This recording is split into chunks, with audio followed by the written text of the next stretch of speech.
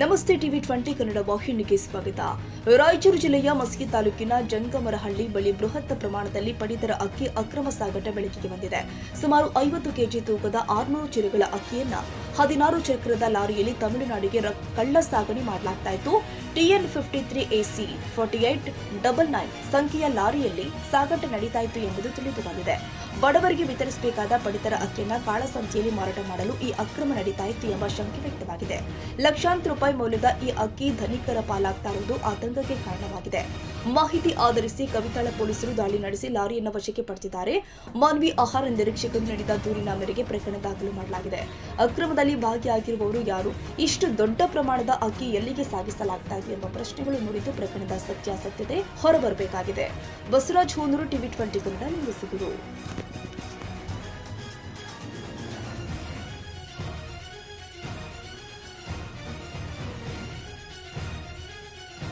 ಕನ್ನಡಿಗರ ಮೆಚ್ಚಿನ ನಿಮ್ಮ ಟಿವಿ 20 ಕನ್ನಡ ವಾಹಿನಿ ಇದೀಗ ಟಿವಿಯಲ್ಲಿ ಲಭ್ಯ.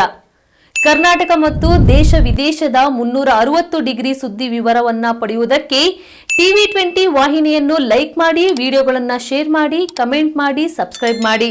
HCN ಕೇಬಲ್ 842 ನಂಬರ್ನಲ್ಲಿ ಹುಕ್ಕೇರಿ ತಾಲೂಕು ಹಾಗೂ ಸಂಕೇಶ್ವರದ ಸುತ್ತಮುತ್ತಲಿನ ಹಳ್ಳಿಗಳಲ್ಲಿ ಲಭ್ಯ. PCN ಕೇಬಲ್ 129 ನಂಬರ್ನಲ್ಲಿ ಹಾರುಗೆರೆ ಸುತ್ತಮುತ್ತಲಿನ ಹಳ್ಳಿಗಳಲ್ಲಿ ಲಭ್ಯ. ರಾಯಬಾಗ್ ಡಿಜಿಟಲ್ ಚಾನೆಲ್ ಕೇಬಲ್ 80ನೇ ನಂಬರ್ನಲ್ಲಿ ರಾಯಬಾಗ ತಾಲೂಕಿನ ಸುತ್ತಮುತ್ತಲಿನ ಹಳ್ಳಿಗಳಲ್ಲಿ ಲಭ್ಯ. UDCN ಕೇಬಲ್ ನೆಟ್ವರ್ಕ್ ಉಗಾರ ಸುತ್ತಮುತ್ತಲಿನ ಹಳ್ಳಿಗಳಲ್ಲಿ ನಿಮ್ಮ ಟಿವಿ 20 ಕನ್ನಡ ವಾಹಿನಿಯೂ ಲಭ್ಯ.